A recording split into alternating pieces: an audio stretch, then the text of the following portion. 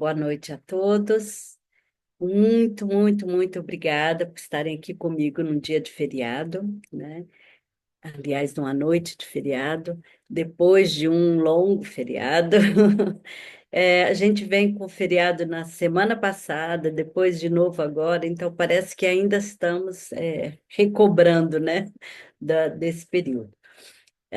Hoje eu escolhi o tema da teoria dos três anéis para compartilhar com vocês.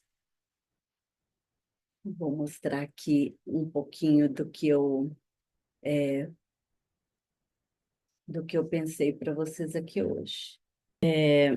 Eu escolhi falar desse tema até em função de como muitas pessoas têm se apropriado das ideias do Renzulli e muitas vezes sem saber quem é, que teoria é essa, por que que a gente segue essa teoria, o que que a gente está falando aqui no Brasil já há tanto tempo, né?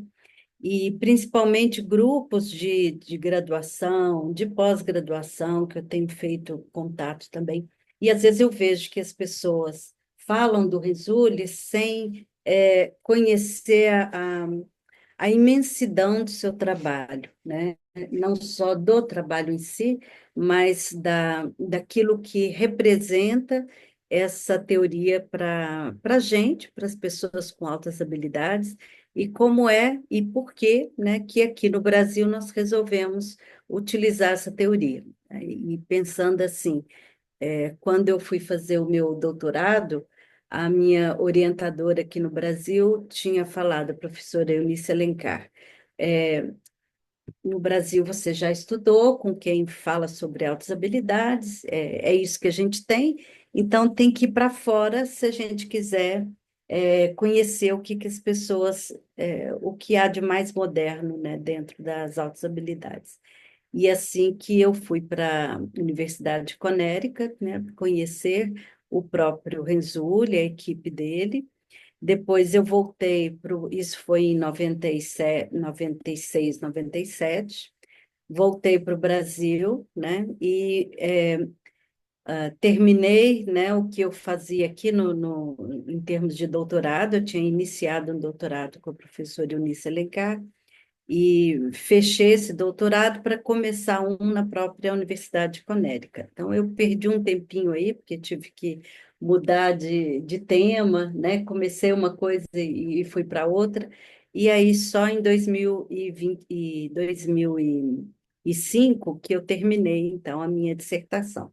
Mas esse tempo todo, né, eu passei lendo Renzulli, respirando, né, tudo que a teoria falava para gente, tudo que os livros que tinha, tudo mais, né, tanto no período que eu fiquei lá e quanto no período de idas e vindas, né, que durou aí mais de 7 anos, entre ir e voltar.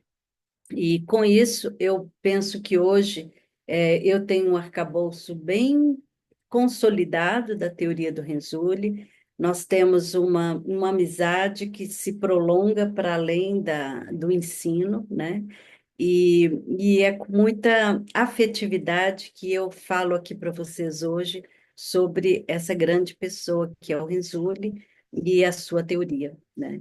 Então, hoje eu vou falar da teoria dos três anéis, depois a gente vai falar na outra semana do modelo triádico para o enriquecimento, e depois vamos dar continuidade com a, o restante da teoria dele, que hoje é chamado de teoria de quatro fatores, né? Então, conhecendo um pouquinho mais do Renzulli, eu trago para vocês, né, o próprio, e quero falar um pouquinho dele enquanto pessoa antes da gente entrar no aspecto teórico.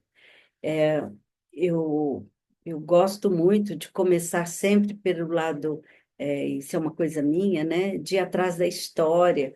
Por que que a pessoa é assim? Por que que a pessoa teve essas ideias? O que que aconteceu na vida dele? O que aconteceu na infância, né? Gosto muito de ir atrás desses detalhes. E um dos livros do Renzulli, o último que ele publicou, o Reflections, traz muito da história dele e uma seleção dos melhores artigos que vão exemplificando toda essa teoria marcante, né, que fala sobre altas habilidades. Então, para falar dessa trajetória dele, eu queria trazer um pouquinho, então, da sua história, né? Renzulli está hoje com 83, então a gente vê que o início dessa história começa lá com o vovô do Joe, né, que chamava-se Salvatore, e é o segundo nome do Renzulli, né? O Renzulli é Joseph Salvatore Renzulli, e eles vêm de Castelnuoso, da Itália, e ali a gente vê que há um momento, né, de angústia na família, porque o vovô, né, é, enfrenta nessa época a ascensão do fascismo, né, ao qual ele era contra, foi preso, inclusive, por suas ideias, e traz, então, um momento de sair da Itália para poder vivenciar, né, a sua liberdade de pensamento, e vai para New Jersey, uma cidadezinha pequena chamada Landisville, onde não tinha mais do que 300 pessoas por ali, e a maioria eram pessoas recém-chegadas da Itália.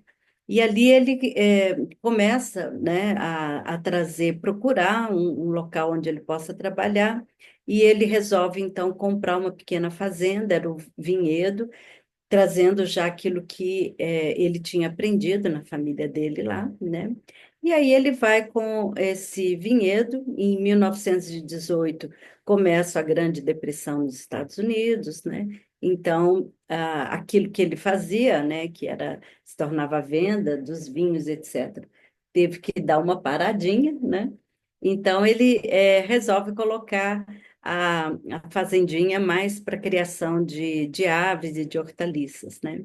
E aqui, a gente lendo sobre a história do avô, é interessante o quanto eles passavam tempo em casa, né? Com os seus 8 filhos, traziam notícias de jornais, tinha um momento de leitura, tinha um momento de debate na família, e isso foi aprimorando também as ideias que eles tinham, que estavam num país diferente, estranho, e ali as crianças tinham que ter sucesso na escola, né? E essa infância do Renzulli também já começou difícil para ele, né? Ele perde o pai aos 8 anos de idade, o pai era o Marx, e fica ele e a mãe, né, Edith, criando os 3 filhos, né, e com muita dificuldade, porque ali, aquela época, né, começou a ter muitos desafios, e a gente pensa no papel da mulher, né, no início do século XX, como era complicado para poder criar seus filhos.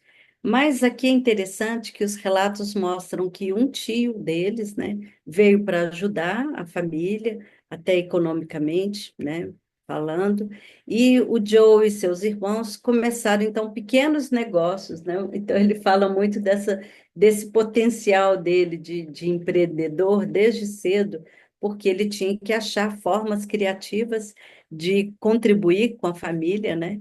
E uma das coisas que ele fala que é muito interessante, que ele e o irmão resolvem fazer o clube dos exploradores. Bom, imagina que nessa época da Grande Depressão, muitas casas estavam abandonadas pelo estado afora, pelo país afora, e aí a alegria do Joe era ir para a rua, né, com o irmão, entrando nessas casas abandonadas, ver o que que tinha lá, o que que eles podiam fazer, o que que podiam vender a partir daquilo ali. Então, ele conta que chega numa casa e viram mais uma estufa abandonada com mais de 1.000 vasos. E aí eles logo pensaram, vamos plantar alguma coisa aqui para a gente vender esses vasos, né? Diz eles que inventaram lá coisas que cresciam nas fazendas ali, às vezes nem era muito às vezes era alguma coisa comestível, outras vezes era só de enfeite, né? Mas eles foram arranjando coisas para pôr nesses vasos e vender para as pessoas. Outras vezes também tiveram sucesso com acharam um porão cheio de jornais velhos e tinha quem comprava esses jornais velhos, então eles também traziam. Enfim, sempre buscando alguma coisa, né? Fazendo pequenos trabalhos no verão, vendendo sorvete no calçadão, né? E ele sempre falava que usavam muito dessa sua criatividade pessoal, né? Então ele dizia não tínhamos dinheiro, então a gente sempre tinha que pensar: você quer alguma coisa? O que que eu posso fazer para conseguir? E acho que daí vem o meu empreendedorismo atual, né? Isso o Joe falando na sua entrevista. E como aluno, ele foi um aluno de notas muito boas, mas um perfil que a gente conhece muito dentro das altas habilidades, aquele aluno que não se interessa pelo que está acontecendo dentro da sala de aula, então ele vivia arranjando briga com os colegas e sempre mandado para a sala do diretor, né, de castigo, etc. Até que um dia a professora de português, né, Miss Elise Kent, observa que ele tem uma letra bonita, que ele tem até uma inclinação para a escrita, né, para o inglês, e ela fala: Você podia vir para escrever algumas coisas aqui comigo. Vamos fazer um jornalzinho na escola. E ele gostou da ideia, começou a escrever para esse jornalzinho. E ele disse que foi assim que ele saiu desse grupo dos bagunceiros, porque alguém encontrou um possível talento que ele pudesse ter e pudesse explorar, né? E aí isso desperta o seu interesse pelo conhecimento, talvez tenha sido um dos fatores mais marcantes para a sua carreira acadêmica futura, né?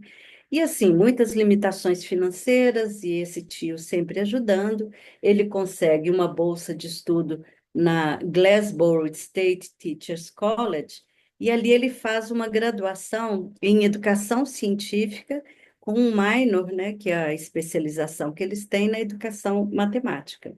Então, ele começa a ter mais conhecimento do próprio ensino, né, como um professor de matemática e de ciências.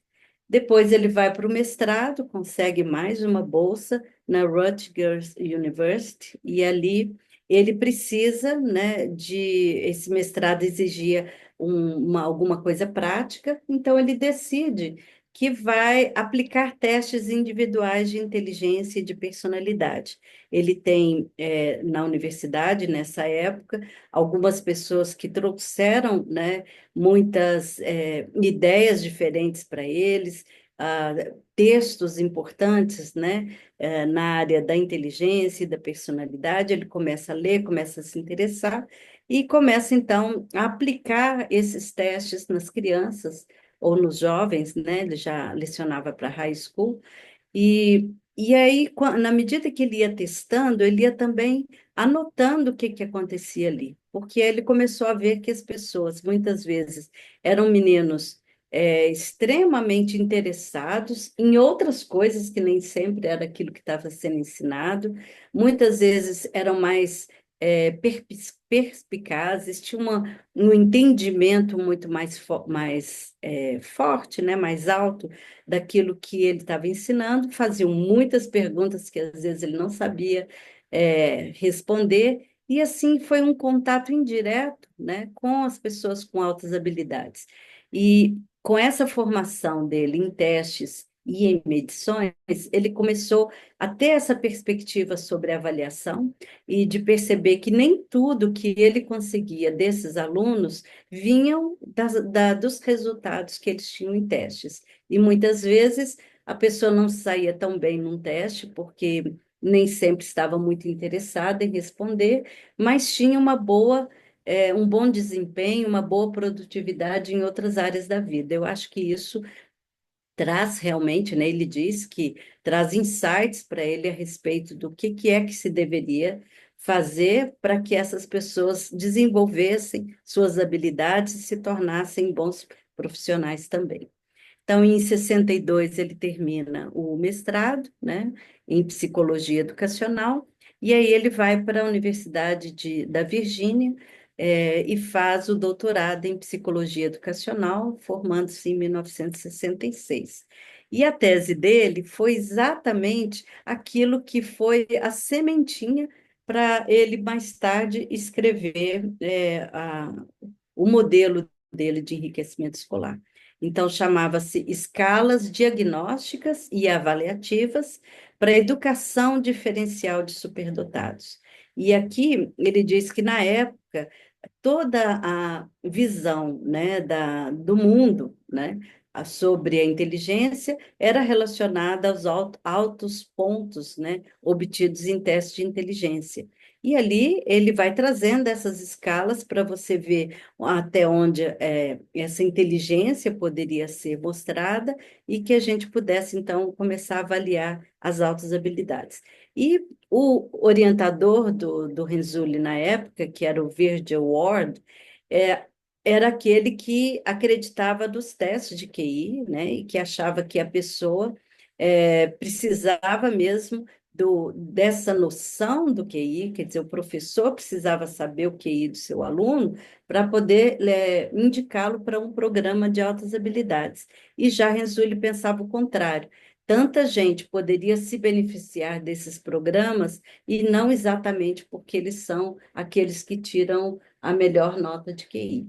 Na época, eu já falei isso aqui até em outra live, né, a gente falando sobre as questões da inteligência, a medida de corte era muito alta, né? Então, a pessoa precisava ter quase 3 desvios padrão acima da média, né? Chegando a 145, 150 para cima, e ele percebia que pessoas com uma boa um bom desempenho na escola, muitas vezes não tinha essa pontuação tão exagerada, né, para ele. Então, ele começou a trabalhar nessa questão de abrir programas de educação para superdotados para incluir mais crianças. Então, o trabalho do Renzulli sempre foi conhecido por essa inclusão.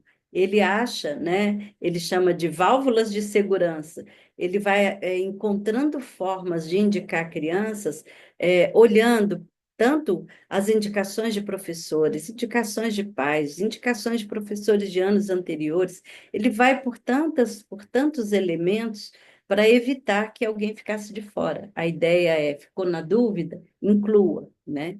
Essa foi então a tese dele, né, no trabalho que ele fez. E logo também ele foi se aproximando de outros professores, outros orientadores e colegas, né? Porque aí ele vai para a Universidade de Connecticut, que ficava mais perto de onde morava a família. Ele queria estar perto da família, e ali ele consegue o seu primeiro emprego, e é onde ele fica e está até hoje, né? Nessa universidade. E ele entra em contato, né, com uma pesquisadora, a Alice Page, que traz para ele os testes Torrance de pensamento criativo, e Torrance, na época, tinha trabalhado com testes em criatividade, e isso inspira Renzulli, junto com essa colega, a criar programas de criatividade para crianças, e ele faz uma coletânea de 5 volumes, New Directions in Creativity, então ele chama de Mark A, Mark B, depois Mark 1, 2 and 3. São 5 livros, né, que ele traz ideias fantásticas para desenvolver com as crianças. E esse livro, ele também teve uma influência muito grande na minha carreira. E quando eu comecei a escrever sobre criatividade, eu estava encantada com o trabalho do Renzulli, né? Eu já tinha escrito meu livro Toque, Toque, Plim, Plim, e para que a gente fizesse, né, sentido depois desse livro, depois veio o Cabrum, eu usei muita coisa que as ideias do Renzulli foram trazendo para mim. Quando a gente estuda com ele, ele faz questão, né, de que a gente aprofunde na teoria da criatividade, porque é um dos pilares, né, das altas habilidades. E aí vem desse interesse dele também. Aí, nessa época, já em 67, o estado de Connecticut aprovou uma legislação que trazia um pouco mais de recursos para a área da educação de superdotados. Então, ele começa a liderar um programa desses na universidade, mostrando que era necessário que os professores fossem treinados. Como eu vou trabalhar com meninos com altas habilidades na sala de aula, se a gente não traz esse treinamento para os professores? Então, ele começa a ministrar uma disciplina na graduação e depois na pós-graduação, introdução à educação para superdotados, e começa também a elaborar cursos sobre criatividade e como desenvolver currículos, né? Programas que usassem esses currículos diferenciados para as altas habilidades. Então, isso, gente, claro, foi a base do trabalho dele, assim que ele começou, e né, desenvolveu-se com uma celeridade muito grande, lembrando que na época os Estados Unidos estava realmente colocando recursos na educação dos superdotados, em função do Sputnik, em função de não querer ficar para trás dos russos nessa época, né? Então eles aproveitam para fazer muitos projetos, né? Com é, é, com recursos, né, vindo do governo para isso. E aí ele funda o Centro Nacional de Pesquisa sobre Superdotados e Talentosos. Quando eu cheguei na UConn, na minha época de graduação, era esse o nome do centro, né, um centro de pesquisa. Era um consórcio que eles faziam entre a Universidade de Connecticut, a Universidade de Yale, e tinha mais uma outra que eu não lembro qual, e essas universidades juntas produziam pesquisas e se juntavam, inclusive, para receber esses recursos, né? Hoje é chamado de Renzulli Center for Creativity, Gift Education and Talent Development. Esse é o centro que ele fundou. Hoje ele já não é mais diretor do centro, né? Agora é o Del Siegel, mas ele continua sendo o fundador, né? Vamos dizer assim. Então, essa carreira de mais de 40 anos no ensino superior concentrou-se na identificação e no desenvolvimento da criatividade e da superdotação nos jovens, e usando essa pedagogia da educação dos superdotados para aumentar o engajamento e o desempenho de todas as crianças na escola, que essa é a grande colaboração do Renzulli, né, de trazer o programa dele para a escola regular. Ele é um renome internacional, considerado por muitos o maior especialista mundial dessa área. Renzulli está para todo lado, os livros dele traduzidos por mais de 15 idiomas, e né, está sempre viajando, sempre recebendo convites para lecionar também. Esse foi o último encontro personalizado e pessoal, né, que eu tive com o Renzulli. Esse livro dele, o Reflections, traz um pouco dessa história dele, né? E no livro a Sally, que é a esposa dele, né? Ela traz que seus primeiros interesses foram criatividade e avaliação, desde sempre. Talvez por causa do seu tempo como professor de ensino médio, Joe nunca se contentou em simplesmente desenvolver ideias em sua mesa na Yukon. Mas, em vez disso, ele quer ver, ele quer entender como essas ideias podem ser implementadas na escola. E então torná-las mais fáceis de implementar caso os educadores encontrem desafios. Seu trabalho nunca termina, é um processo constante de evolução. Joe é dedicado em sua vida como marido, como pai de nossas duas filhas, Sarah e Liza, e toda a nossa família. E eu tive o prazer, né, de conviver com eles muito tempo. Se não me engano, foi a Liza, que foi colega da minha filha também, em sala de aula. Então, a gente vê a importância que eles entendem de viver aquilo que eles pregam, né? Aquilo que é colocado dentro dos princípios teóricos, ou seja, é uma filosofia de vida e é uma filosofia de carreira, de profissão. A Celi se torna, né, ela foi aluna do Renzulli lá na década de 70, né, em 76, ah, e ele começa a convidá-la, né, enquanto aluna, para discutir partes da teoria. Ele já tinha escrito a teoria dos Três Anéis, e a Shelley, então, passa a ter uma influência muito grande na escrita da continuidade desse modelo, que aí eles fizeram o modelo triádico de enriquecimento, né, que nós ainda vamos falar dele, e a partir daí todos os escritos do Renzulli vêm adicionados das ideias da Shelley, que era uma professora de salas de recurso, né, numa cidade próxima.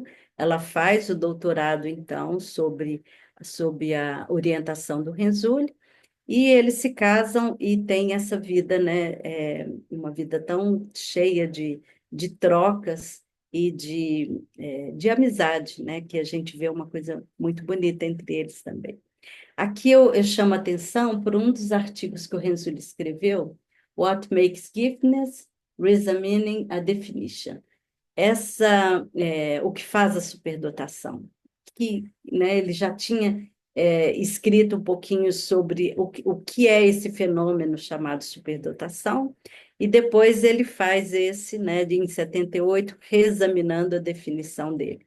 E quando ele faz o artigo, é interessante que esse artigo não foi aceito, né, pelos principais periódicos na época. As pessoas não estavam prontas para entender uma concepção de superdotação que não fosse aquela baseada apenas em testes de QI.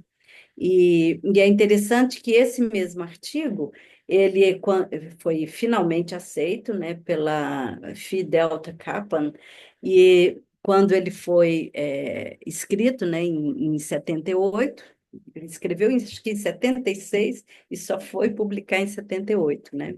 E hoje é o artigo mais citado, né, dentro da literatura das altas habilidades. Eles dizem que talvez, olha, e isso há já alguns anos atrás, tinha sido citado mais de 3.000 vezes em revistas nacionais e internacionais.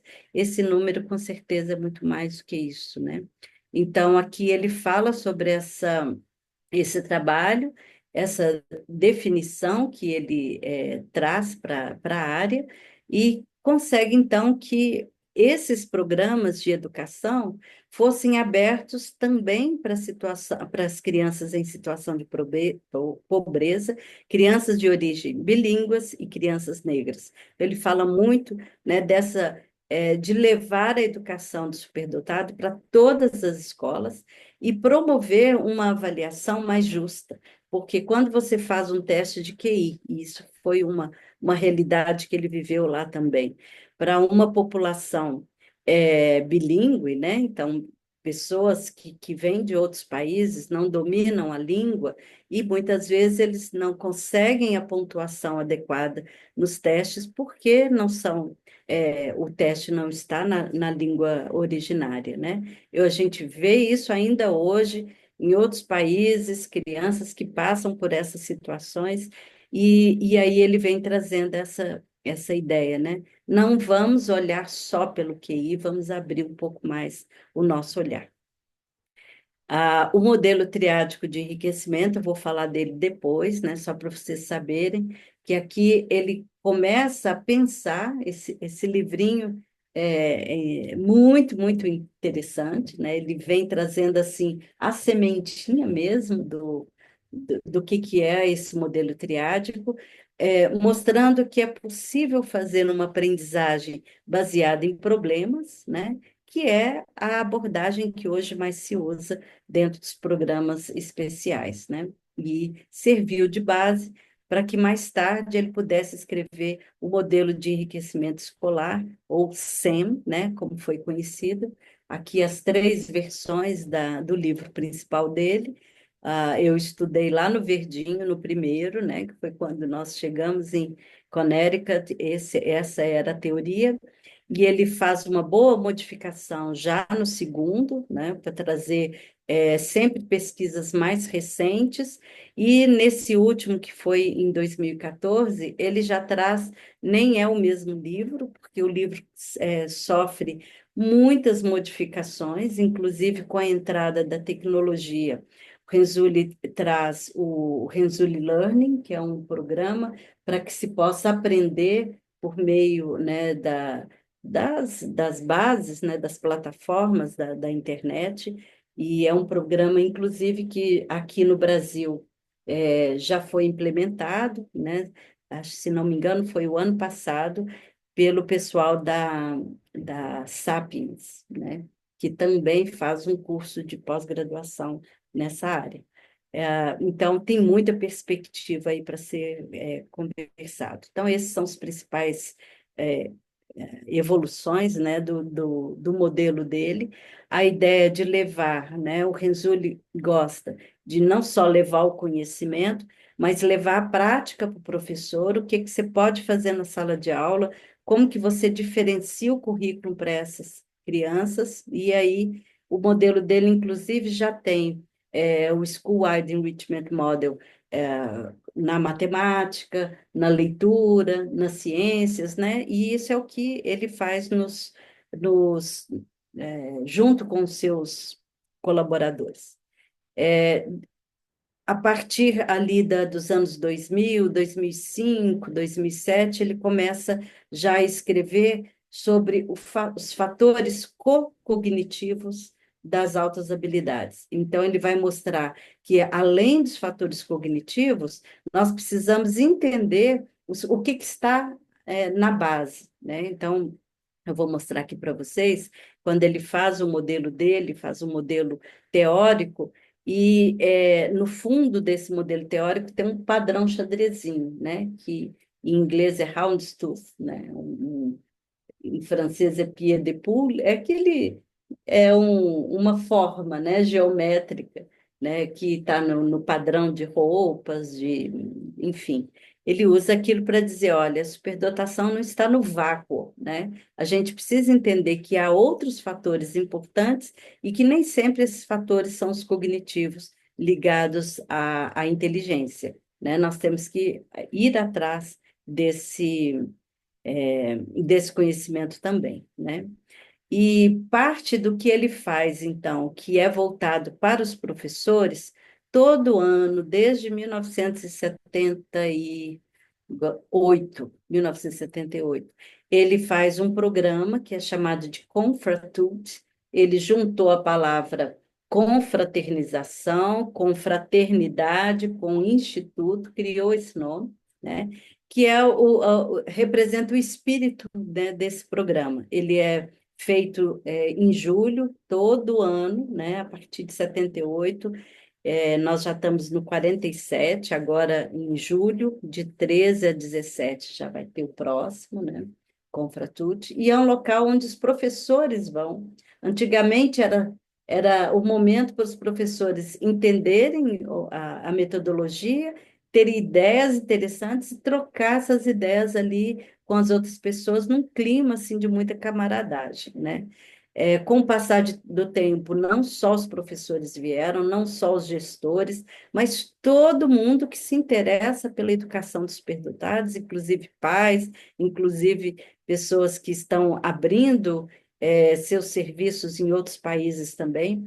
E a coisa mais deliciosa é a gente chegar nesse momento, e ele faz em julho, porque é época de férias, então eles usam vários prédios da universidade que ficam lá para eles, os dormitórios ficam vazios, então ele usa, né, para quem está vindo para o Confratute, e tem um mapa Mundi, né, bem na entrada, no hall de entrada, e nesse mapa ele convida todo mundo que chega a pegar um PIN e colocar ali de onde que você está vindo, que país que você está vindo. Então é maravilhoso, a gente olha e tem gente de tudo quanto é lugar desse mundo, e mostrando assim a abrangência desse modelo.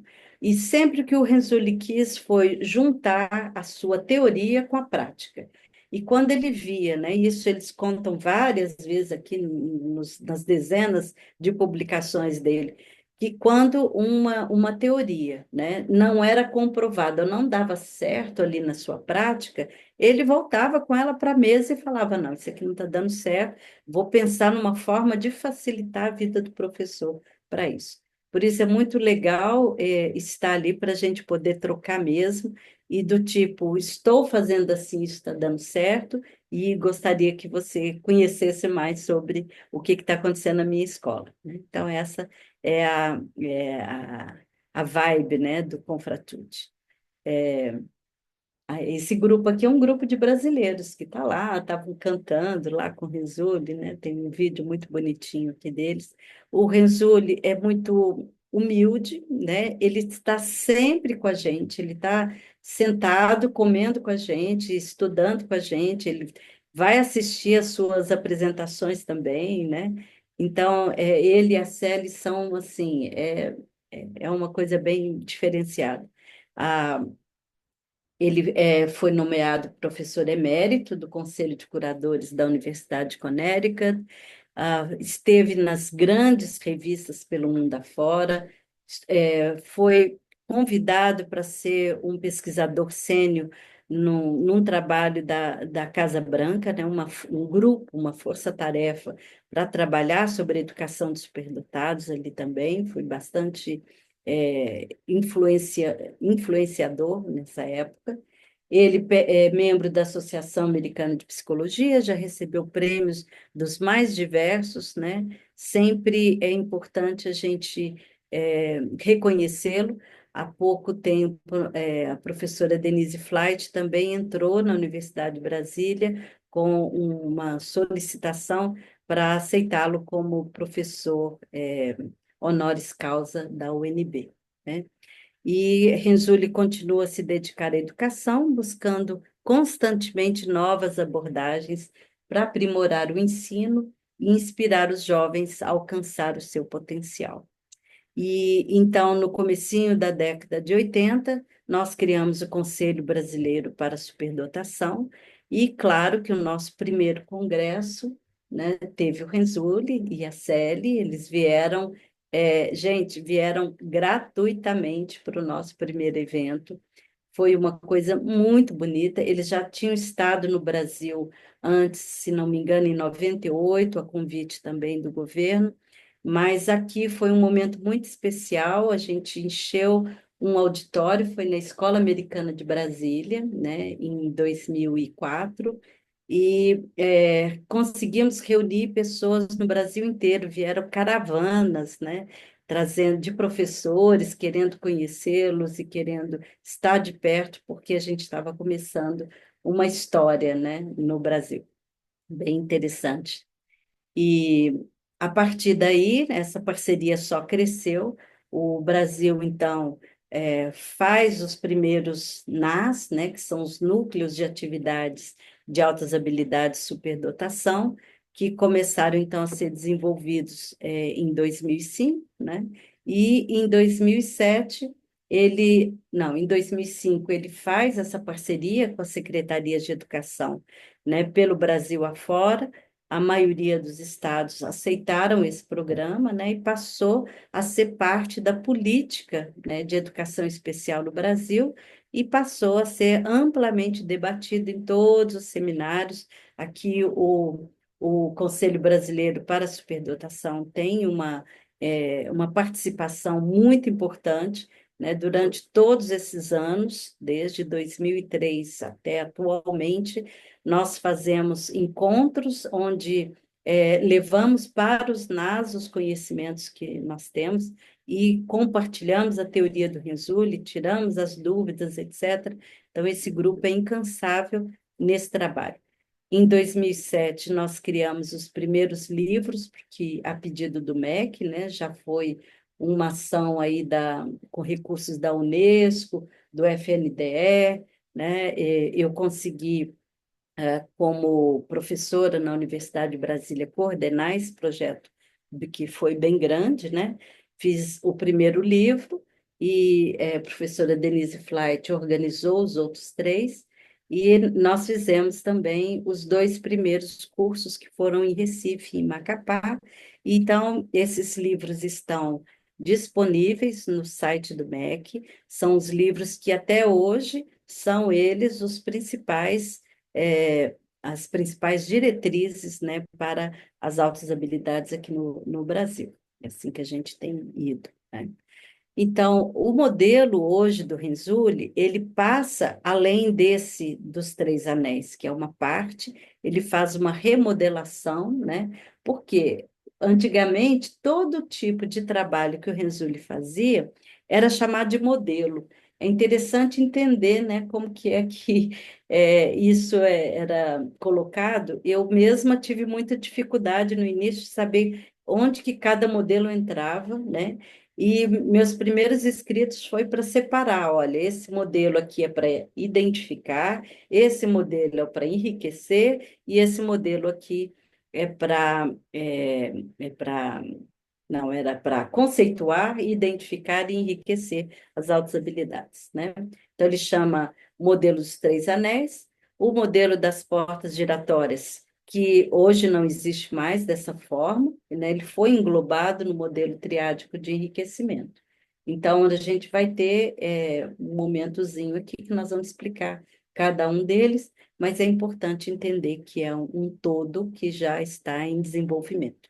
Então, a concepção da superdotação, ela é a primeira parte desse modelo, é aquela que trata e traz essas perguntas. Quem são os superdotados? Quais são as suas características? Como identificá-los? Né?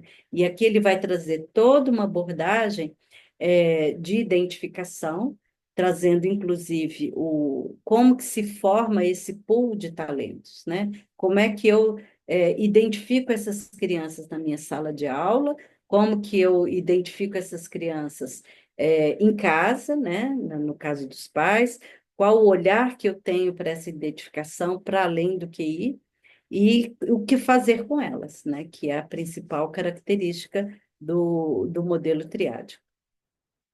De onde partiu isso, né? Então, quando o Renzulli começa a pensar no que seria a base da superdotação, ele traz que ele tem muito interesse, sempre teve interesse pelas biografias de pessoas famosas, e ele começou a ver que quando você lia essas biografias, todos esses indivíduos traziam essas características bem definidas ou eles tinham, né, traços de personalidade, ou eles tinham interesses que tinham a ver com aquilo que ele chama dos seus três anéis, né?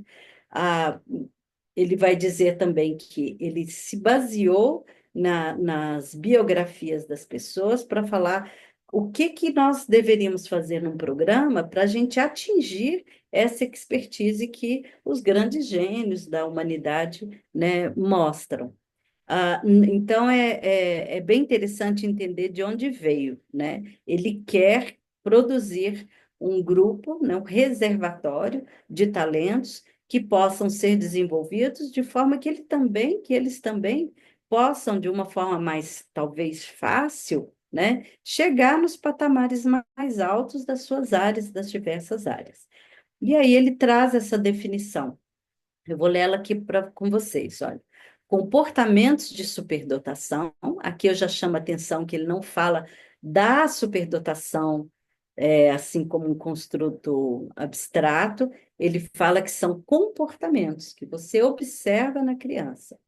Então, os comportamentos de superdotação são aqueles que refletem uma interação entre três conjuntos básicos de traços humanos: a habilidade acima da média, altos níveis de comprometimento com a tarefa e altos níveis de criatividade.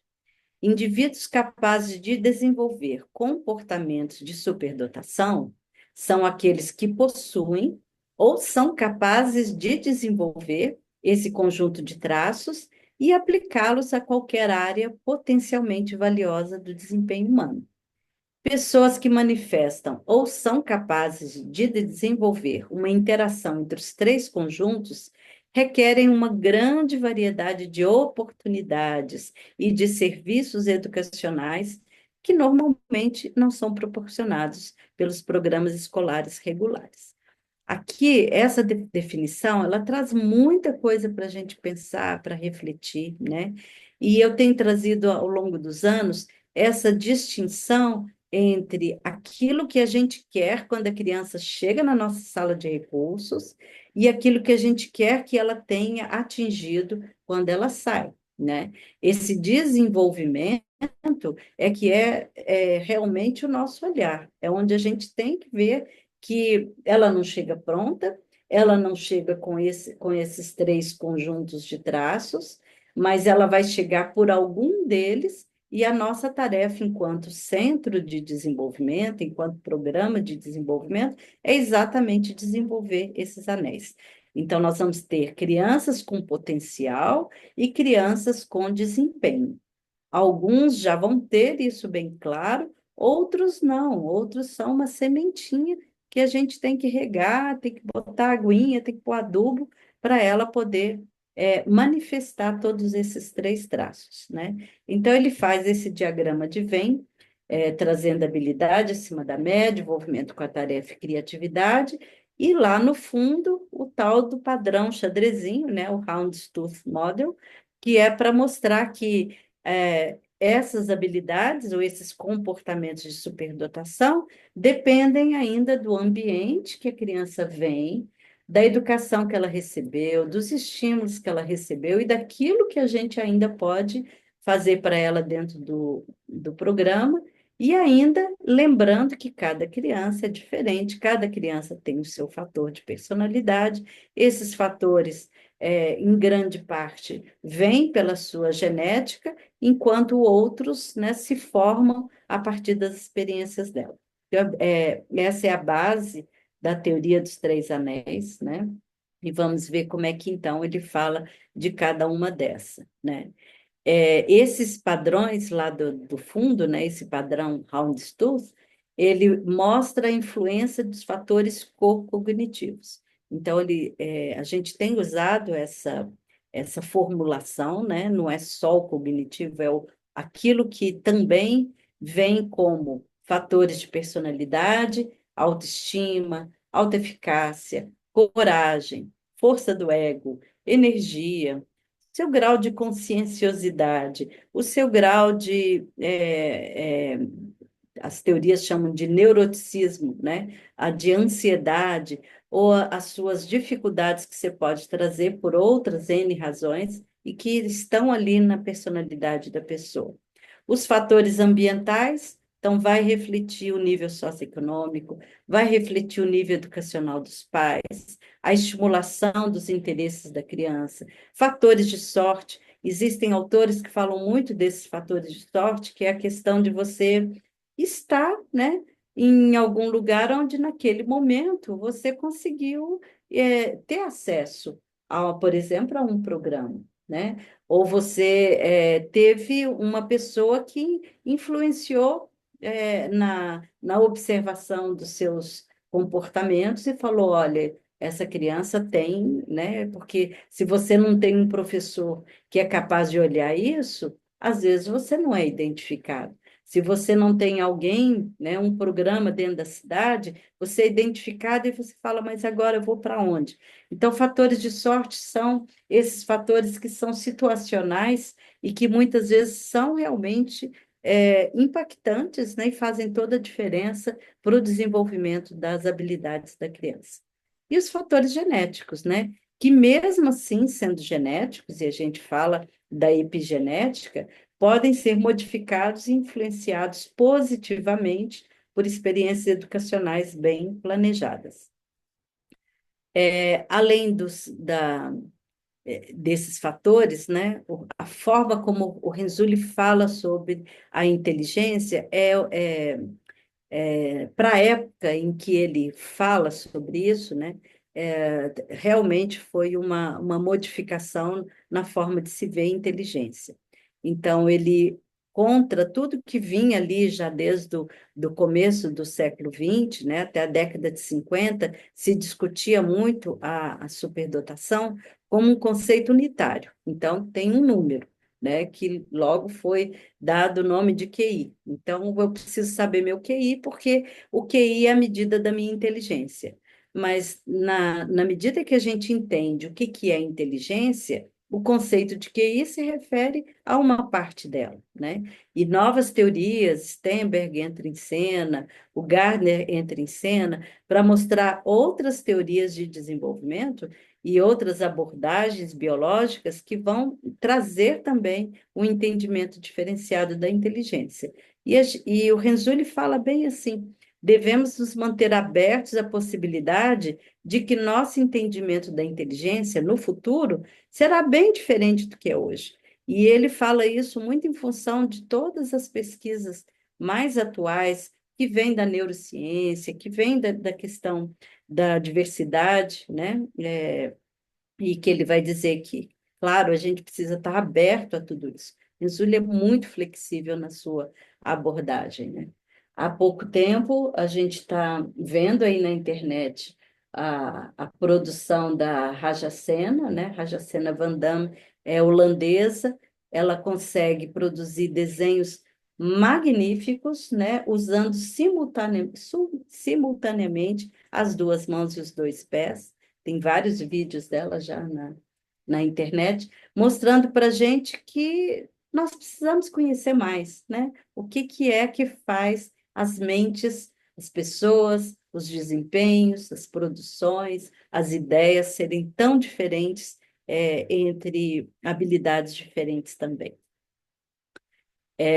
Também Rizzoli diz que não existe uma forma ideal de se medir a inteligência, e por isso, então, nós devemos evitar a prática comum de acreditar que se a gente conhece o QI de uma pessoa, a gente conhece a sua inteligência. Até mesmo o Terman, que foi o criador dos testes de inteligência, da forma como a gente vê hoje, já falava: devemos evitar definir a inteligência somente em termos de habilidade de se passar em testes de uma dada escala de inteligência. Então, a gente tem que ter isso em mente para poder pensar nas altas habilidades.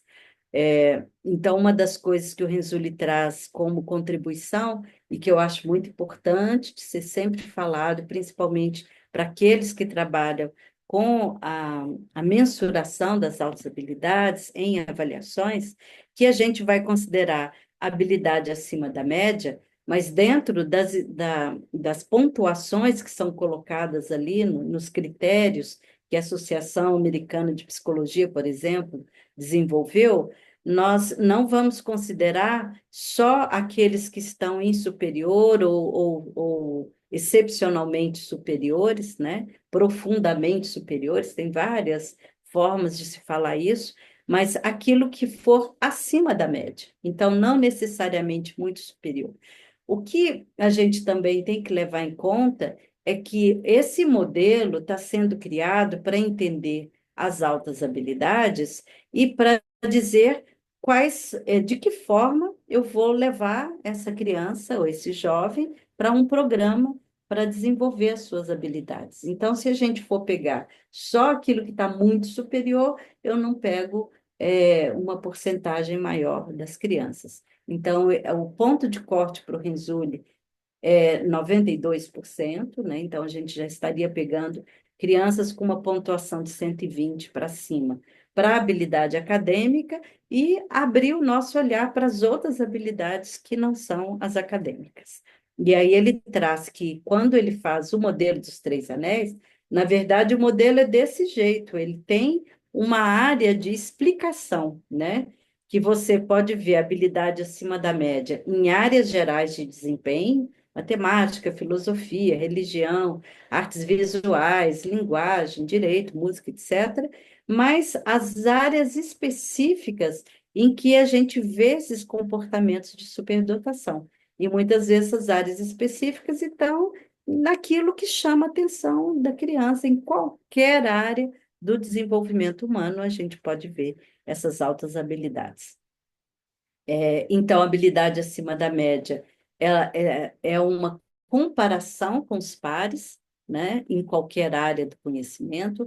Ele, dentre os três anéis, é o mais constante, porque uma vez que você detecta a habilidade, por exemplo, pelo teste, ela vai ter uma constância, uma tendência a ter um desenvolvimento sempre superior, né? A gente não vê uma queda muito grande na no QI, né, da criança. Então, porque ele também está mais conectado com aquilo que a gente vai trabalhar na escola, por exemplo, né?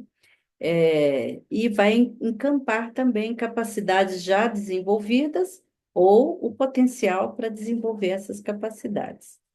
E habilidade acima da média também pode ser o desempenho geral, né? Então, nos testes psicométricos, a gente vai olhar raciocínio verbal, raciocínio numérico, relações espaciais, memória, atenção, vários outros, e podem ser dentro de um desempenho específico na área de interesse, balé, artes manuais, né? O que for. Então, é interessante a gente observar a amplitude que isso tem, né, a partir da formulação dessa teoria na década de 70. O outro anel é a criatividade. Aqui a gente está falando de originalidade, que o produto, né, para ser criativo, ele tem que ser uma novidade, nem que seja para a pessoa, né, que cria, tem uma inovação. Ele tem que ser efetivo, tem que ter uma relevância, uma utilidade, uma aplicação ética, né? Inclusive se fala da criatividade construtiva, e deve servir para algum propósito, para resolver algum problema, né? No ato criativo, convergem fatores de atenção, por exemplo, a pessoa ter maior abertura, maior receptividade para o ambiente externo, para pensamentos diferentes, para ideias diferentes. Então, a flexibilidade de pensamento tem um papel bem importante aqui na criatividade.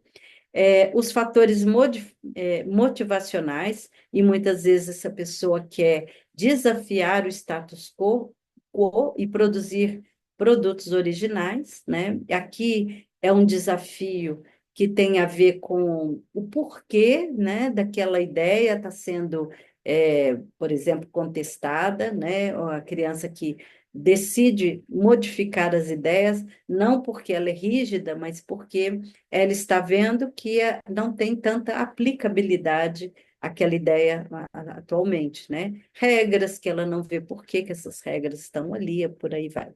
E fatores de habilidade também, porque maiores níveis de habilidade cognitiva e está relacionado com a capacidade de expressar ideias complexas e incomuns. Então, a gente vai olhar essas coisas também. Lembrando que a criatividade pode ser ainda uma criatividade no sentido mini, né? O mini C é a criatividade que está na criança, que está envolvendo a imaginação, capacidade de contar histórias, de fazer associações entre ideias. O pequeno C é a criatividade que você desenvolve quando você está aprendendo um ofício, uma profissão, alguma coisa. O Pro C é aquela criatividade quando você se torna um expert, alguém que já aprendeu, que pode ensinar outras pessoas, etc. E o grande C, o Big C, que é a criatividade que vai fazer uma modificação nos paradigmas de uma sociedade. Então, a gente, quando pensar, eu sou ou não sou criativo, vamos pensar que tem essa gradação, e não necessariamente eu vou pensar na criatividade do Einstein, né? Quando eu ainda estou no processo de desenvolvê-lo, né? Depois o Resule volta a sua atenção para as questões da motivação. Primeiro, ele traz que a motivação é um conjunto de forças que instigam o indivíduo a buscar, selecionar, dirigir e continuar com uma determinada conduta, com uma ideia, com uma forma de ser, né? E é uma energia que mobiliza, direciona e sustenta o indivíduo quando ele está buscando uma determinada meta. Mas ele não vai usar a palavra motivação, porque essa é uma energia muito geral, muito solta. Então, ele traz a palavra compromisso com a tarefa para trazer aquela motivação focalizada, refinada, voltada para um problema particular, uma área de desempenho, que é o interesse da criança naquele momento. E a gente sabe que esse compromisso com a tarefa é o que a gente vê naqueles indivíduos criativos produtivos, no cientista, no artista, naquele que produziu uma coisa diferente, porque a gente vê que na base desse compromisso com a tarefa eu tenho perseverança, determinação, força de vontade, energia positiva. Então, essa energia é trazida para um problema ou por um tempo ali, e muitas vezes o que a gente percebe no menino com altas habilidades, nas crianças, nos jovens, é essa focalização tão forte, né, tão às vezes obsessiva com um determinado tema que naquele momento, né, requer toda a atenção da criança, tanto que ela resiste quando alguém vai tirá-la daquela atividade para alguma outra coisa, né? Então, e isso realmente é o que faz ela crescer no interesse, ela ir atrás e buscar uma profundidade maior de interesses, né? Então, quando a gente pensa nos vários ambientes onde essa motivação ocorre, essa motivação focalizada, vamos pensar, né, se nesse programa, nessa escola, nessa família, ela tem opção de atividades para se motivar, ela pode fazer escolhas significativas, ela pode propor os seus problemas e a forma que ela quer resolvê-los, porque essa forma está relacionada aos seus estilos preferenciais, né, de aprender, quando ela pode compartilhar suas descobertas com os pares, né?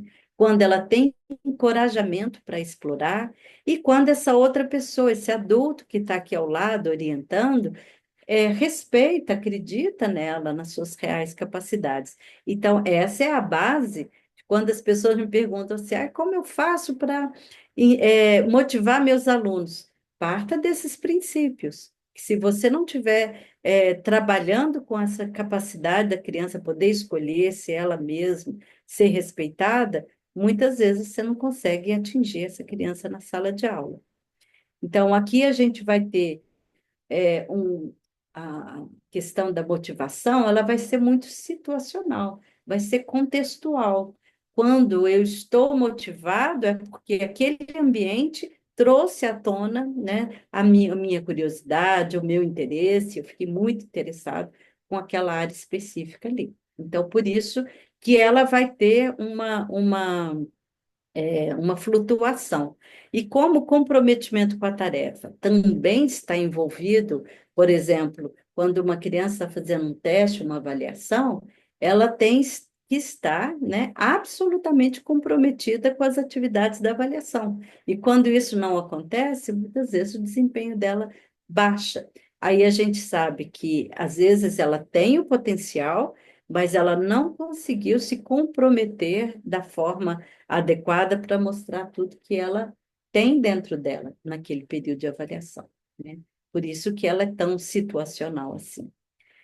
No ambiente, o Renzulli nos convida, né, a olhar para esse padrão, então, do xadrezinho aí do fundo, para a gente entender a extensão dessa habilidade, vai refletir, né, o apoio que a família dá a essa criança, o apoio da escola, né, esse apoio é no sentido de validar talentos, validar quem eu sou, aquilo que eu penso nas coisas, e junto com essa criança, com esse jovem incentivar a curiosidade, é um ensino personalizado sempre, porque por mais que essa criança esteja dentro de um grupo, ela vai precisar de um olhar personalizado e vai precisar de ter liberdade de escolhas, né? É fundamental na questão do ambiente. E na questão da personalidade, a gente poder, né, favorecer na criança alguns traços que vão ajudá-la a colocar essas habilidades para fora, para o seu desempenho ser melhor. Então, a gente pode orientar dentro de um programa para altas habilidades, ou mesmo dentro da família, alguns fatores, né, que eu relacionei alguns aqui. Por exemplo, a coragem, coragem de correr riscos, coragem de fazer uma coisa que antes ela não fazia, às vezes, é, de cortar, né, um padrão que ela estava, sair daquele padrão, fazer diferente, né, ser mais flexível. O carisma, né, aprender a se colocar no grupo, aprender a falar, muitas vezes usar suas habilidades de comunicação. Às vezes a gente tem pessoas que são introvertidas e outras que gostariam muito de aprender a ser um pouco mais extrovertida. Então, tem formas, né, de trabalhar isso. A energia, quanto mais energia você coloca nas coisas, mais isso é importante para que dê certo, né? Usar a sua intuição. A intuição seria um sentido que a gente explora pouco, né? Mas que ele vem muito de fatores que a gente não percebe de onde ele está vindo. Muitas vezes não percebe conscientemente, mas a intuição está alicerçada em processos inconscientes, na incubação de ideias e tudo mais. A necessidade de realização, porque quanto mais eu entendo quem eu sou, as minhas possibilidades e o que eu quero atingir, né? E como eu quero me sentir autorrealizada, isso faz toda a diferença para a própria criança, para o próprio jovem desenvolver suas habilidades, né? Aprender a resistir à frustração é, às vezes, muito difícil em determinadas idades. Existem formas da gente trabalhar, porque o mundo o tempo todo nos frustra, né? E a gente precisa, então, criar essa coraça, criar essas formas de se proteger para que a gente possa viver numa sociedade que muitas vezes não entende as altas habilidades, não entende o grau que essas altas habilidades podem estar se expressando e que tem ainda muito preconceito com as nossas crianças, os nossos jovens, né? E a percepção de si mesmo, a importância de desenvolver um autoconceito positivo, uma autoestima, né, boa, para que eu passe a gostar mais da pessoa que eu sou, né, diminuir o meu perfeccionismo e, no caso, até me aceitar como eu sou, né?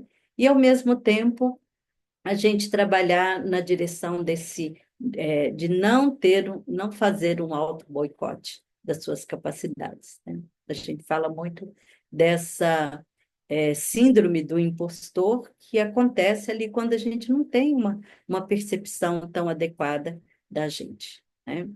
E Renzulli, então, vai trazer uma definição que é muito situacional e dinâmica, porque ele vai dizer que comportamentos de superdotação podem emergir ou desaparecer. Essa é uma pergunta que fazem muito para mim, né? Se a superdotação vai ser sempre daquela pessoa ou um dia ela pode não apresentar mais, né? Então, sim, vai depender das situações onde a criança está, as circunstâncias de vida onde ela está, para que ela possa mostrar o seu conhecimento, e se ela quer mostrar esse conhecimento, né? Por exemplo, às vezes ela começa muito cedo a entrar nesse mundo, né, da leitura, por exemplo, que é uma criança precoce, chega com muita vontade de aprender no mundo, mas, ao mesmo tempo, ela pode ir vendo que, em certos ambientes, aquela habilidade dela não é bem reconhecida, não é bem aceita, né, a questão do boicote que a gente estava falando, ou muitas vezes eu não tenho oportunidades para mostrar o meu talento, não só na escola, mas na vida, na forma como eu quero atingir o máximo das minhas habilidades, e nem sempre a gente dá conta. Porque às vezes vem questões, né, que vão pegando o mundo adulto, né, o tal do boleto para pagar, as coisas que eu tenho que fazer e que muitas vezes não deixa a gente focalizar naquilo que você quer para o seu autodesenvolvimento, né? Então, sim, em alguns momentos eu vou mostrar, em outros momentos, isso pode não aparecer. Então, é, né, a ideia do Renzulli é mostrar que todos os estudantes poderão ter suas potencialidades nutridas e desenvolvidas, desde que respeitados seus interesses, seus estilos preferenciais de aprender e de pensar, e seu ritmo de aprendizagem, né? Então, é entender que não é um fenômeno estático, não é uma questão de ser ou não ser altas habilidades, é mais uma questão de poder mostrar comportamentos de altas habilidades nos ambientes adequados, né? Então, vai aparecer em algumas pessoas, não é todo mundo que vai ter altas habilidades, em alguns momentos, porque em certos momentos o tédio, como está aqui, né, nessa charge, mostra para a gente que não é aí que eu vou mostrar minhas habilidades, e algumas situações vão ser mais interessantes e outras não. A questão da superdotação, o Renzulli traz, é muito importante que ela seja vista numa triangulação de instrumentos. Então, sim, teste de QI está lá no alto da pirâmide, porque nós, entendendo as habilidades dessa criança, eu posso trabalhar melhor todas as necessidades que ela possa ter, né? Muitas vezes eu não posso fazer os testes, eu vou para as escalas, e são as escalas que ele acha que é o que deveria ser mais utilizado nas salas de aula. Os professores têm que ter acesso às escalas de comportamento para que ele possa capitalizar em cima disso. Perceber quais são as informações daquela criança que ele precisa para poder passar para essa criança desenvolver, seja num programa ou seja numa orientação em casa. Vai usar, sim, testes de criatividade, vamos usar baterias de testes de habilidades específicas quando for necessário, vamos usar outros experts, juízes, né? Para poder falar de uma área artística, muitas vezes não sou eu que vou falar, porque eu não entendo muito de arte, mas aí eu vou precisar de um professor que tem esse olhar. Se eu estiver falando de uma habilidade em esporte, eu preciso de uma pessoa que tem esse olhar assim por diante.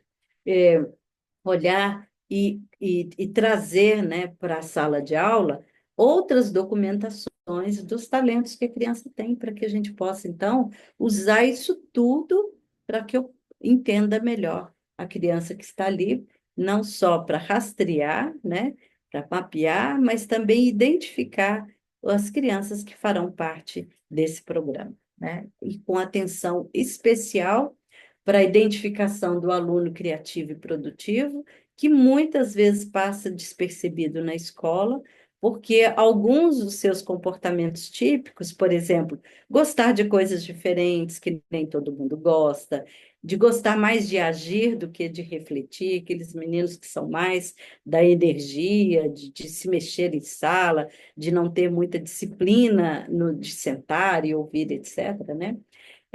Aqueles que gostam do desafio, aqueles que gostam das oportunidades de usar o humor, desafiar as convenções, as normas, muitas vezes até as figuras de autoridade, eles nem sempre são bem acolhidos numa sala de aula tradicional. Então, esse olhar tem que estar presente também.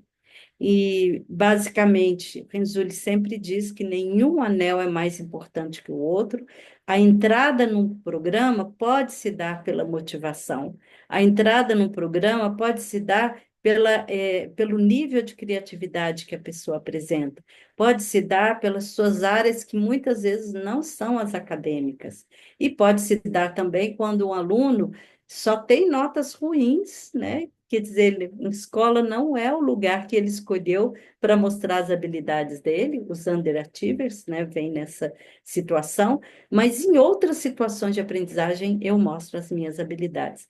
Então, eu vou ter que trabalhar, né, dentro de um ambiente a alegria, né, de estar nesse ambiente, de estar aprendendo, o engajamento e o entusiasmo pela aprendizagem. É isso que nós temos que desenvolver. Então, eu hoje trouxe então a primeira parte do modelo, né, que é a concepção dos três anéis. Essa concepção é que vai nos mover para as outras áreas. Então, esse modelo, né, que iniciou lá em 78, com esse rapazinho que veio trabalhando as questões da avaliação, o que que eu posso fazer para que lá na sala de aula essa realidade seja diferente, né? E aí ele vai pensar, então, no modelo triádico de enriquecimento, que eu vou falar aqui na nossa próxima live.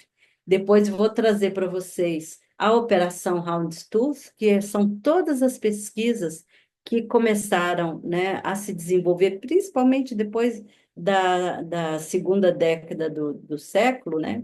2010, 2015, ele faz pesquisas mais voltadas para essas áreas, né? O que que está por trás dessa superdotação e quando e como não é só o QI que interessa para a pessoa ter sucesso, o que que eu faço numa sala de aula ou nos nossos ambientes para desenvolver otimismo, coragem, romance com um tópico ou disciplina, sensibilidade para as questões humanas, energia física, energia mental, visão e sentido de destino, né? Depois ele vai para as funções executivas, onde ele vai trabalhar as lideranças que nós precisamos formar para a gente ter um mundo melhor, que esse mundo está em constante mudança e a gente não pode ter esse olhar tão é, cristalizado, parado que a gente tinha antes, né? Sendo o nosso objetivo o indivíduo autorrealizado em pleno funcionamento. Eu falo isso o tempo todo porque são os objetivos que nós também temos no Instituto Virgulino, né? Eu fiz uma live aqui, acho que foi a segunda que eu fiz nessa nova época agora, né, do Instituto, que chamou-se exatamente assim, inspire-se no Instituto Virgulino, né? A ideia de que a gente está fazendo alguma coisa, nós estamos com um referencial teórico bem solidificado em cima dessa estrutura que é bastante sólida, porque ela reflete pesquisas, ela reflete coisas que estão sendo feitas no mundo afora e que também são aplicáveis aqui no Brasil, e ela também reflete as nossas diferenças, as nossas peculiaridades das nossas escolas, das crianças brasileiras e daquilo que no decorrer da minha caminhada acadêmica, eu também consegui trazer. O Instituto, ele tem essa função, né, de trazer não só para os pais essa concepção das altas habilidades, mas dar o apoio para essas crianças aqui no nosso programa, para que elas também possam alcançar aquele grau, né, de autorrealização. Então, é inspirando nessa pedagogia da felicidade que a gente espera que possa conseguir um futuro melhor para as nossas crianças. Era isso que eu queria falar aqui hoje, gente. Então, deixa eu interromper aqui meu compartilhamento para a gente poder conversar, né? E espero que vocês tenham gostado aqui, né, do que eu trouxe, porque eu tenho respirado todos os dias, né, essa teoria que eu acho brilhante, é uma teoria que explica muito, é uma teoria que traz as respostas que a gente precisa. Acho que a gente está naquele ponto de também trazer outras coisas, o que que a prática das outras pessoas na psicologia, na pedagogia também traz para a gente, né? E como que a gente pode modificar, né, esse modelo para ele não ser um modelo rígido, mas para ser esse modelo que o Renzulli pensou, né, que possa agregar e fazer diferença na vida das nossas crianças, né? Então é isso. Que bom. Às vezes a gente fala muito, né, e não sei se às vezes nem dá tempo para as pessoas pensarem um pouquinho, refletirem, mas tem muita coisa aqui dentro dessa teoria que é importante para o nosso dia a dia, né?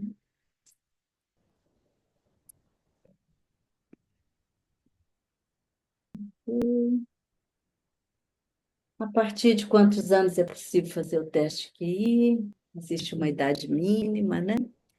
Então, aqui no Instituto, a gente parte dessa avaliação mais ampla, que é uma avaliação que tenta fazer toda essa triangulação que o Renzulli colocou ali, né?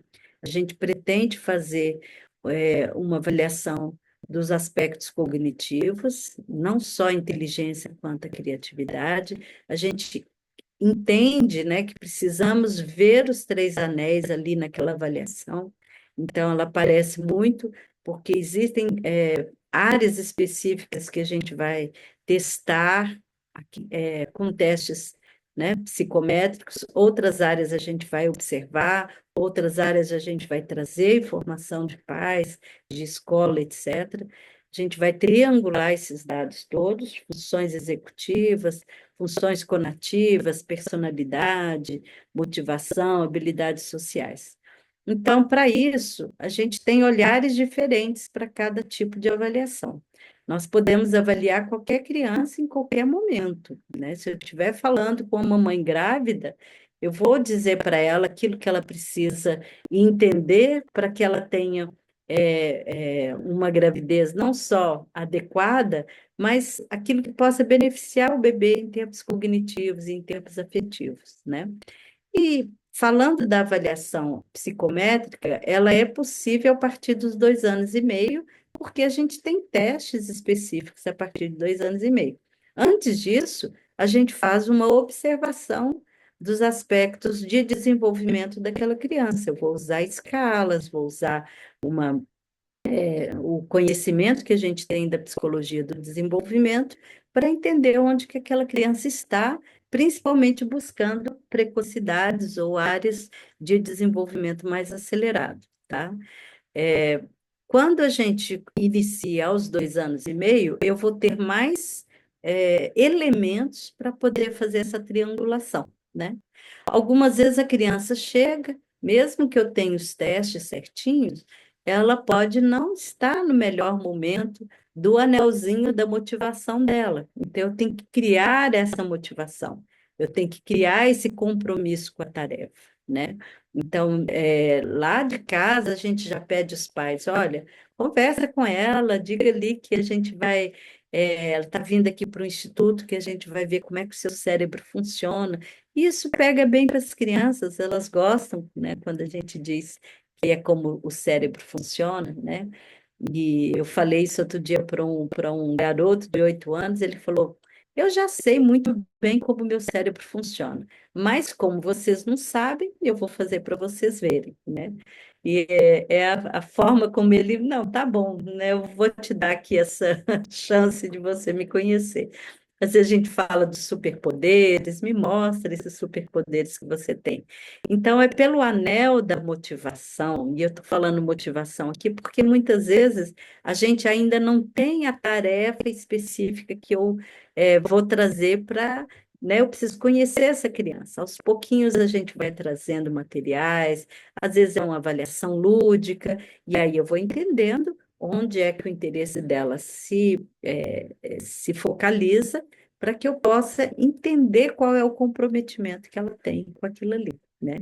Então, isso também é criado dentro de uma sessão de avaliação. Por outro lado, eu vou procurar trazer fatores ali para a criança para trazer essa motivação. Então, isso muitas vezes vem pelo lado da criatividade. É uma atividade diferente, é uma atividade instigadora, que traz junto o desafio e traz uma pegada que às vezes ela não conhece, né? Pode ser por meio de um jogo, pode ser uma brincadeira, e pode ser mesmo a própria atividade avaliativa que chama a atenção da criança porque ela é diferente daquilo que faz na escola, né? Então, assim, é possível iniciar em qualquer idade, né? É preciso que tenha um profissional muito bem qualificado para poder fazer com as crianças menores, com as crianças que têm transtornos, para aquela criança que chegou ali, às vezes não foi muito com a sua cara, ou que naquele momento ela queria estar em outro lugar e não naquele lugar. Então, essas confluências todas a gente tem que ir lidando, né? Mas sim, a partir de 2 anos. Mais alguma coisa? Esse é um modelo pensado para utilização em sala de aula, certo? Como tem sido a efetiva implementação do modelo pelas escolas do Brasil? Nas escolas que têm sensibilidade, né, Eduarda? Porque nem sempre isso vai acontecer. Sim, esse modelo foi pensado para a sala de aula. Tanto que isso vem, por isso que eu quis trazer mesmo a história do Rizzulli para ver a motivação dele, né? E o interessante é que a equipe toda que trabalhou com ele, trabalha até hoje, gente, são milhares de pesquisas que são produzidas com o modelo, né? Elas trazem também as suas implicações para o adulto, implicações para o trabalho, implicações para a sua autorrealização, afinal de contas, é o que ele quer, né? Nas escolas que implementam esse modelo, algumas delas são, assim, é maravilhoso. Não é pelo modelo em si que ela vai falhar de alguma forma. Muitas vezes falha quando não há o comprometimento, às vezes até político, né, em fazer a implementação do jeito que ela é. Para você ter uma ideia, a gente, desde que eu estou nessa seara, lá na UNB ainda, começo da década de 90, a gente saiu tentando trazer para a universidade esse conhecimento, seria para o ensino superior. A gente queria trabalhar com mentores ali dentro. A gente não conseguiu, porque primeiro você tem que tirar esses preconceitos, essas ideias equivocadas, esse ranço que às vezes as pessoas têm, né, com as altas habilidades, e não conseguimos. Entramos para a educação básica, tentando ver como que a gente faria a entrada desse programa, que é para a escola toda. Mostramos a possibilidade dele ser usado na escola toda. Nunca tivemos ouvidos com relação a isso.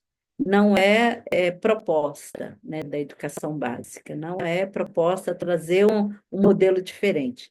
Agora, não era. Eu estou em algumas bancas, né, de defesa, e duas delas, uma foi ontem, hoje é quinta, né?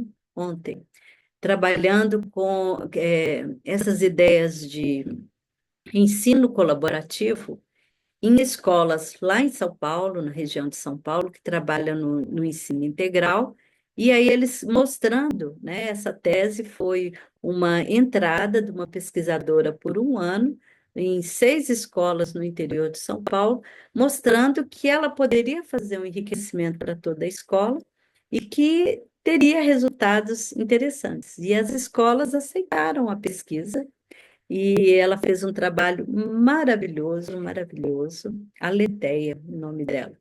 E, ao final, todas as professoras foram 6 escolas e 12 orientadoras nessas escolas, e o resultado foi tão interessante, né? Eles conseguiram ver como as crianças, na sala de aula regular, com o uso de uma abordagem STEAM, né? Então, eles usaram ciência, tecnologia, artes, etc., para levar a disciplina, né, de cada professor. E aí foi pedido que elas fizessem, tem esse currículo, o currículo está aqui, eu não vou mexer no seu currículo, eu quero mexer só na forma como ele é apresentado.